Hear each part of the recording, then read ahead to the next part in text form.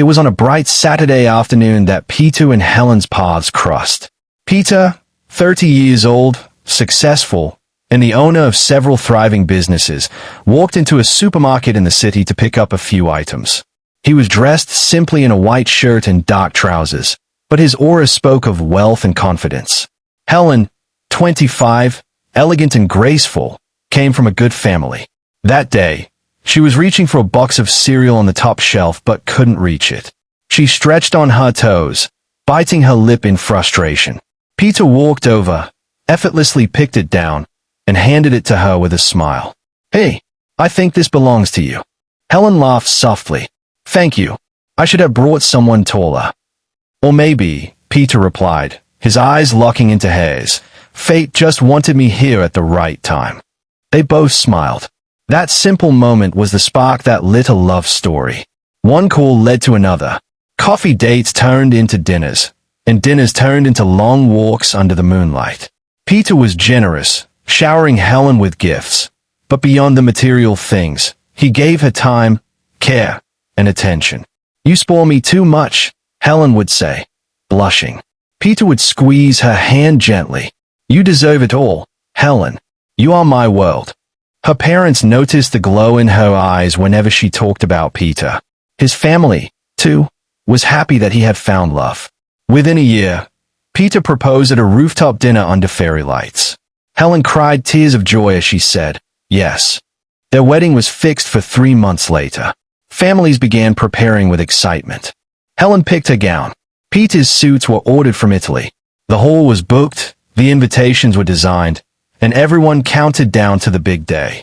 Late at night, Helen and Peter would whisper about their future. "How many kids do you want?" Helen asked one evening.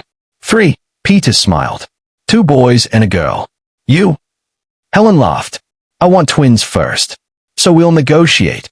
They both laughed, their dreams wrapped in the safety of love. Nothing seemed strong enough to shake their foundation. One morning, Helen told Peter she needed to travel to another city for her cousin's traditional engagement. Peter, protective as always, went to the bank, withdrew money, and pressed it into her hand. "Please, take a flight.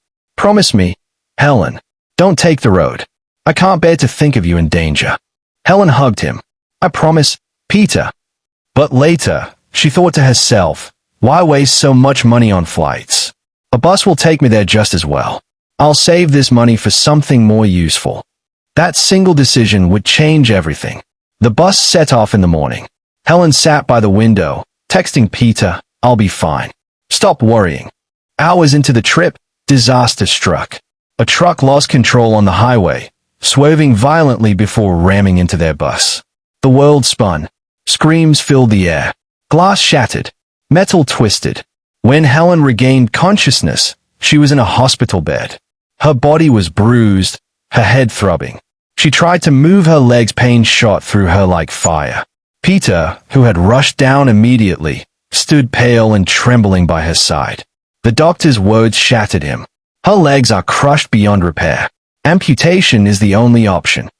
Peter staggered backward, holding his head in his hands. After hours of surgery, Helen opened her eyes. Slowly, she pulled back the bedsheet and screamed. Both legs were gone. "Peter, my legs! Where are my legs?" she cried, her voice breaking. Peter rushed to hold her. "Helen, calm down. Please. You're alive, that's what matters." She clung to him, tears soaking his shirt. "What am I now?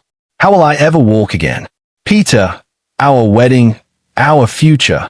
What happens now?" Peter kissed her forehead. "You're still my Helen. I love you. I'll never leave you." But inside, fear gnawed at his heart. Nights became torture for Peter. He sat in his car outside the hospital, staring at the stars. "I love her," he whispered to himself. "But can I live with this forever? Can I marry a woman without legs? Am I strong enough for this burden?" The thought of wheelchairs, hospital visits, and dependency filled him with dread. His love was real, but his fear was stronger. Helen's family surrounded her with love. Her mother told Peter, "Don't abandon her. My daughter's value is not in her legs. If you love her, nothing should change." Her brothers were furious. If you walk away, Peter, you're a coward. You don't deserve her love. But Peter's family had a different voice. His mother pulled him aside. My son, listen to me. Marriage is not a hospital. Don't marry out of pity. She will be a liability. You're only 30. You can marry someone healthy. His eldest sister added, think of your children. Peter, think of your peace. Don't let pity destroy your future. The words sank deep into him, leaving him torn apart. Even his friends were divided. One said, stay with her. Peter, true love is sacrifice. If you leave, you'll regret it all your life. Another warned, don't deceive yourself. Love is not enough. Can you push a wheelchair every day? Can you watch her suffer and not break inside? You will die slowly. Peter was torn between two worlds, the voice of loyalty and the voice of fear. One evening, Helen gathered courage. Her eyes brimmed with tears as she held Peter's hand. Peter, she whispered, I may have lost my legs, but I haven't lost my heart. I can still be your wife. I can still love you, care for you, and stand by you in every way. Please don't let this accident destroy us. Peter's tears fell, but he couldn't speak. His silence was an answer. Finally, Peter broke. He knelt beside her bed, his voice trembling. Helen, I love you, but I can't go through with this marriage. I don't have the strength to carry this. I can't marry a woman without legs. Helen froze. She pulled her hand away, her heart shattering. So, all your promises were only for when I was whole. Peter, what about our memories, our dreams? Her cries shook the room. Nurses tried to console her, but her heart was broken beyond repair. The next morning, Peter returned, his eyes red from sleeplessness. He sat beside her, holding her frail hand. Helen, he whispered, I may not marry you, but I will never abandon you. I will pay your bills. I will make sure you are comfortable. I will support your future. But as a husband, I cannot. I'm not strong enough. Helen turned away, tears streaming endlessly. So this is how our love ends. 3 months to our wedding, and everything is gone. Peter cried, his head bowed.